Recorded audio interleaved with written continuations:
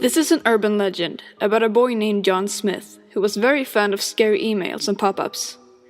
Every day he would find new ones and post them to everyone he knew. He even started making some himself and sending them to strangers. He loved to scare people on the net. John lived in Plainfield, Wisconsin.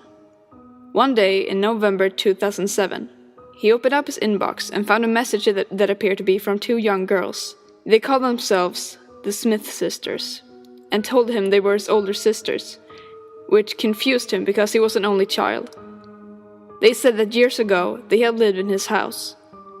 He replied, saying he didn't have any sisters, and told them to get lost and leave him alone.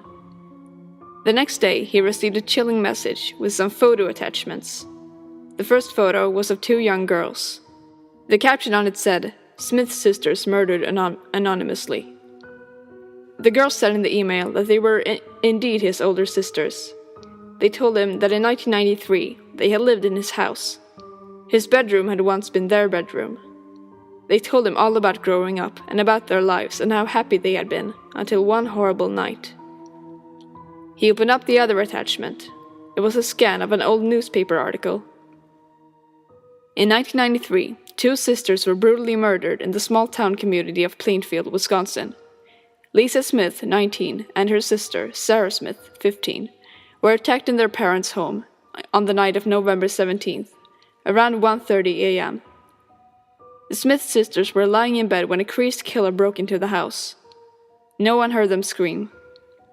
In the morning, their parents found the dead bodies of the Smith sisters hidden in the bedroom closet. They had been skinned alive. The killer was long gone, and no trace of him could be found. They had been murdered anonymously. Police conducted an extensive investigation, but to no avail. The motives for the attack were never discovered, nor was the attacker ever found.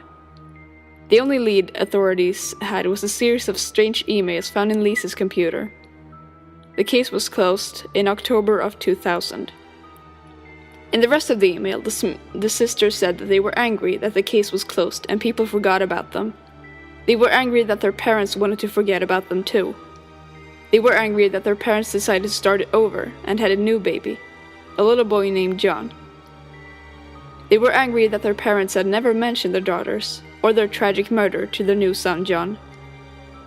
John Smith sent an angry reply saying he didn't believe what they were saying. He didn't believe the Smith sisters were really related to him, and he didn't believe the newspaper article was real. He told them to go to hell. 5 minutes later, he got another email from them. It said, "If you don't believe us, look in the bedroom closet." That was the last email that was found on John's computer. Police were unable to trace who had sent the messages to him. On the floor of the closet, the police found a faint message, carved in the wood. It simply read, "Lisa and Sarah, 1993. Underneath that was another carving that read, "John, 2007. No one knows what John did next, but in the morning, John's parents woke up to find their son missing. Then they checked his bedroom closet and got the shock of their lives. There they found the dead body of their son. He had been skinned alive. No one knows what really happened that night. Police were only able to piece together parts of the story based on what they found on John's computer. The parents were devastated. How could this happen to a family? First their daughters were murdered, and now years later, their son is murdered. It seems too weird to be just a coincidence. Two sisters are murdered, and then years later, their brother is murdered in exactly the same way, in exactly the same place.